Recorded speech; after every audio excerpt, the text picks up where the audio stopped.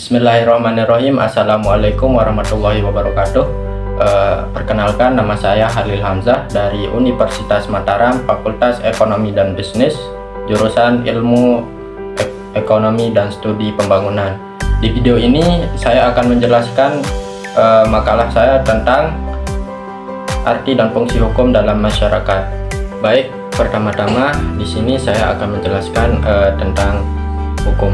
Hukum adalah peraturan-peraturan yang bersifat memaksa yang menentukan tingkah laku manusia dalam lingkungan masyarakat yang dibuat oleh badan-badan resmi yang berwajib. Pelanggaran mana terhadap peraturan-peraturan tadi berakibatkan diambilnya tindakan, yaitu dengan hukuman tertentu. Adapun pengertian hukum menurut para ahli, yang pertama ada Aristoteles. Aristoteles merupakan seorang filsuf yang berasal dari Yunani. Aristoteles membagi hukum menjadi dua. Yang pertama ada hukum tertentu dan yang kedua ada hukum universal. Hukum tertentu adalah aturan-aturan yang menetapkan dan melarang beberapa tindakan, sedangkan hukum universal adalah hukum alam. Ia memiliki aturan dan pengarahannya tersendiri. Dan yang kedua ada Ernest Utrecht. Ernest Utrecht adalah seorang pakar hukum yang berasal dari Indonesia. Menurutnya, definisi hukum adalah himpunan yang menjadi petunjuk hidup berupa perintah atau larangan yang bertujuan mengatur tata tertib di dalam masyarakat yang harus ditaati oleh masyarakat. Jika masyarakat tersebut melanggar peraturan yang sudah ditetapkan, maka pemerintah atau masyarakat itu harus mengambil tindakan. Dan yang ketiga ada Immanuel Kant. Menurut Immanuel, hukum adalah syarat yang secara keseluruhan memiliki kehendak bebas untuk bisa menyesuaikan dan mengikuti peraturan. Yang keempat ada Mostar Kusumatmadja. Ia memandang hukum sebagai alat bantu untuk segala macam proses perubahan yang ada di dalam masyarakat.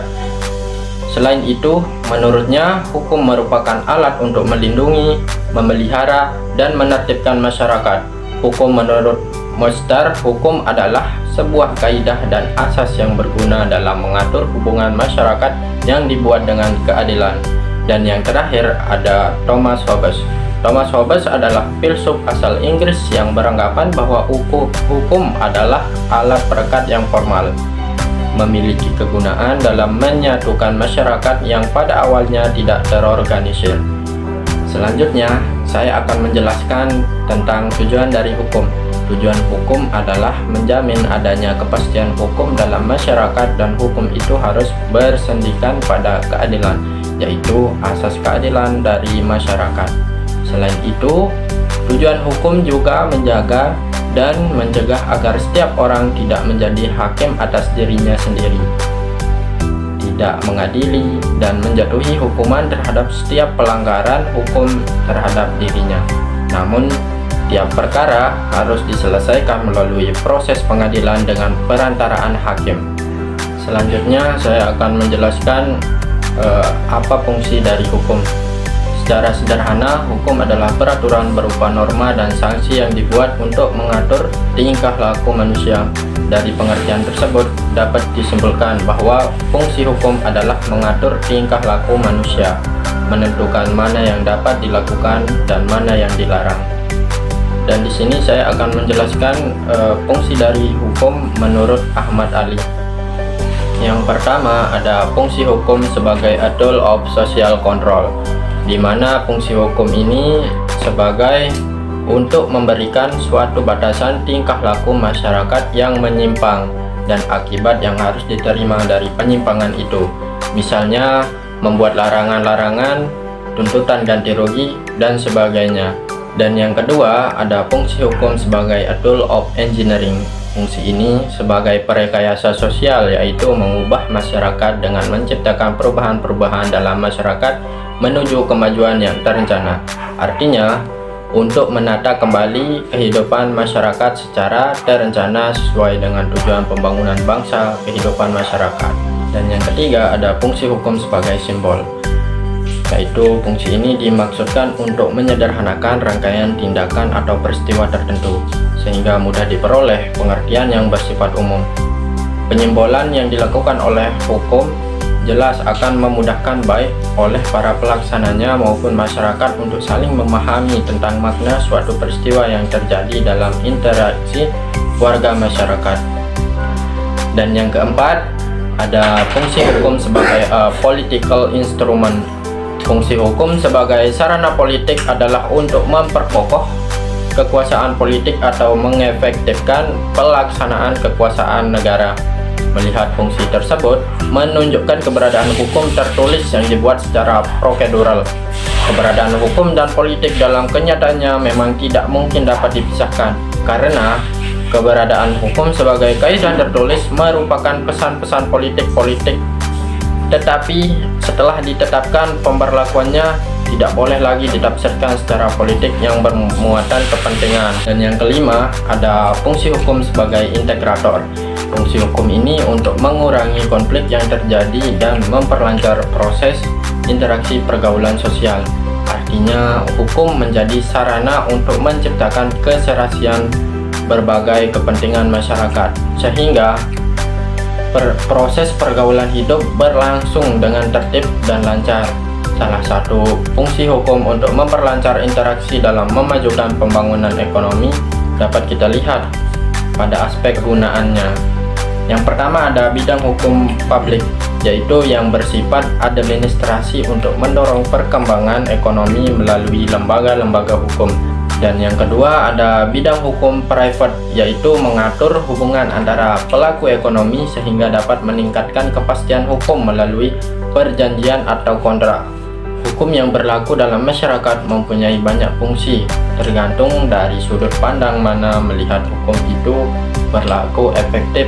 Dan yang terakhir, saya akan menjelaskan tentang hukum dalam masyarakat. Sebagaimana yang telah dikemukakan sebelumnya, bahwa hukum adalah hal yang sangat urgen dalam masyarakat, karena masyarakat tanpa hukum maka akan terjadi kacau balau. Begitu pula sebaliknya, hukum tanpa masyarakat maka hukum itu tidak berarti sama sekali.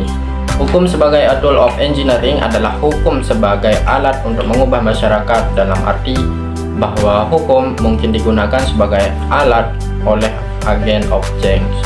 Agen of change atau pelopor perubahan adalah seseorang atau sekelompok orang yang mendapatkan kepercayaan dari masyarakat sebelum memimpin satu atau lebih lembaga-lembaga kemasyarakatan yang mampu merubah sistem sosial. Hukum dalam masyarakat mempunyai dua sifat, yaitu sifat pasif dan sifat aktif. Sifat pasif hukum itu dapat dilihat dari sejauh mana hukum itu menyesuaikan diri dengan masyarakat, sedangkan hukum yang bersifat aktif yaitu sejauh mana hukum itu dapat berperan aktif dalam menggerakkan dinamika masyarakat menuju suatu perubahan yang terencana. Dengan demikian, hukum sebagai alat untuk merubah masyarakat, a tool of engineering, hukum yang digunakan sebagai sarana perubahan dalam masyarakat yaitu dapat berupa hukum tertulis dan hukum yang tidak tertulis. Dan kesimpulannya adalah hukum dalam masyarakat dibuat agar dapat menyelesaikan konflik yang terjadi. Namun, hukum tidak selamanya menyelesaikan konflik atau masalah. Hukum juga terkadang menimbulkan masalah jika hukum itu dibuat tanpa melihat nilai-nilai yang hidup dalam masyarakat. Karena secara otomatis aturan itu akan bertentangan dengan masyarakat. Hukum mempunyai sifat yang elastis, artinya bahwa hukum selalu mengikuti perkembangan zaman. Hukum yang bertentangan dengan nilai dan budaya masyarakat, maka hukum itu dianggap sudah tidak relevan dan tidak layak diaplikasikan dalam masyarakat, sehingga perlu dilakukan perubahan terhadap aturan tersebut agar tujuan hukum itu dapat tercapai. Adapun tujuan hukum adalah untuk memberikan kemanfaatan, keadilan, serta memberikan kepastian hukum. Sekian penjelasan saya tentang arti dan fungsi hukum dalam masyarakat. Jika ada salah kata, saya mohon maaf dan saya ucapkan terima kasih. Assalamualaikum warahmatullahi wabarakatuh.